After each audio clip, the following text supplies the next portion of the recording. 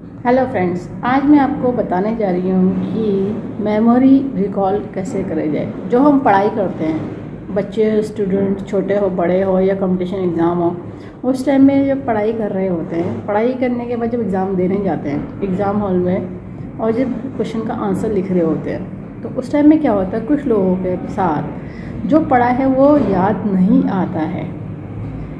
ठीक है, अगर जो पढ़ा है नहीं याद आ रहा है तो क्या करें? पढ़ तो लिया, अरे बहुत बार पढ़ा था, याद नहीं रह रहा है, क्यों याद नहीं आ रहा, रिकॉल नहीं हो रही है, मेमोरी रिकॉल नहीं हो रही है। या फिर कोई चीज़ ऐसी होती है, घर में किसी ने कुछ रख दिया है, कहीं पे कोई चीज़ ऐसी रख दी है, या कभी कुछ रख दिया जाता है और फिर वो याद नहीं आती कहाँ रखा है। मेमोरी पे कितना ज़ोर डालते हैं, वो सोचते रहते हैं, तब भी नहीं हो पाता है कि कैसे याद आएगी कहाँ रखा है। तो इसमें क्यों होता है? देखिए, इसमें क्या होता है, आपके जो ब्रेन में सही से ब्लड को सर्कुलेट होना चाहिए वो नहीं पहुंच पाता है, और आप जब पढ़ रहे होते उस टाइम में आपका ध्यान नहीं होता कि पढ़ाई में कभी कभी कुछ बातें ऐसी चल रही होती है जिसकी वजह से आपको पढ़ाई पे फोकस नहीं हो पाता है। अब पढ़ लिया, ठीक है, फोकस के साथ पढ़ लिया, अब क्या होता है, वो याद नहीं आ रहा है, लिख रहे हैं, क्वेश्चन सॉल्व कर रहे हैं, नहीं याद आ रहा है, पेन लिए बैठे हैं, इस चक्कर में जो टाइम ड्यूरेशन होता है एग्ज़ाम का वो पूरा निकल जाता है। ठीक है, बाकी क्वेश्चन इसकी जगह उन लोगों को बाकी क्वेश्चन अटेम्प्ट कर लीजिए, फिर उतना याद कर आ जाए तो याद कर फिर लिख लीजिए। पहले तो ये करना चाहिए। अब ऐसे ही बार बार होता रहता है। अब एग्ज़ाम का टेंशन, बोर्ड का एग्ज़ाम के लोगों को हो रहा है, बार बार होता रह रहा है। तो अब इसमें क्या करें? तो इसमें हम आपको पॉइंट बता देते हैं ताकि आप जो है लगाइए, आपकी जो रिकॉलिंग की पावर है वो स्ट्रॉन्ग कर देगा। लगाने के लिए ज़रूरत होगी डॉक्टर टेप की, पेपर टेप की, किसी मेडिकल या सर्जिकल के शॉप से ले लीजिएगा। 1/2 इंची का टेप है, कोई और सा टेप नहीं यूज़ करिएगा, इस बात का ध्यान रखिएगा। जिन्होंने कोर्स करा है उन्हें पता है कि एक्यूप्रेशर में यूज़ होती है बॉल मैग्नेट, जो येलो होती है एक तरफ से वाइट होती है।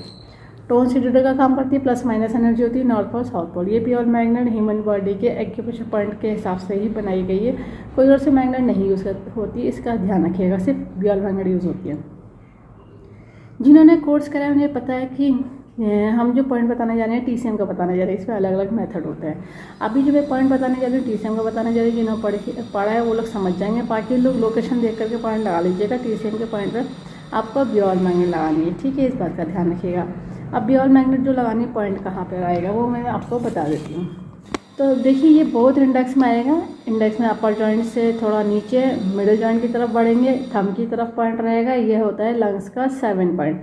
देखिए, एक तो जॉइंट बहुत है, एक जॉइंट के बाद एक छुटा हुआ होता है, फिर ये उसके बाद होता है, थोड़ा सा डिस्टेंस पे है, ठीक है।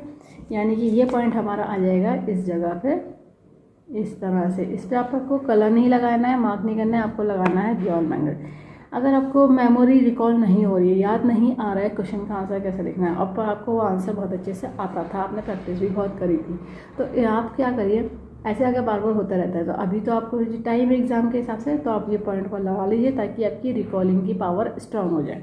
तो लगाने के लिए पॉइंट को करा जाएगा सीडेड, लंग्स के 7 पॉइंट को सीडेड करने का तरीका रहेगा कि मैग्नेट पेपर टिप में से येलो विजिबल हो जाए।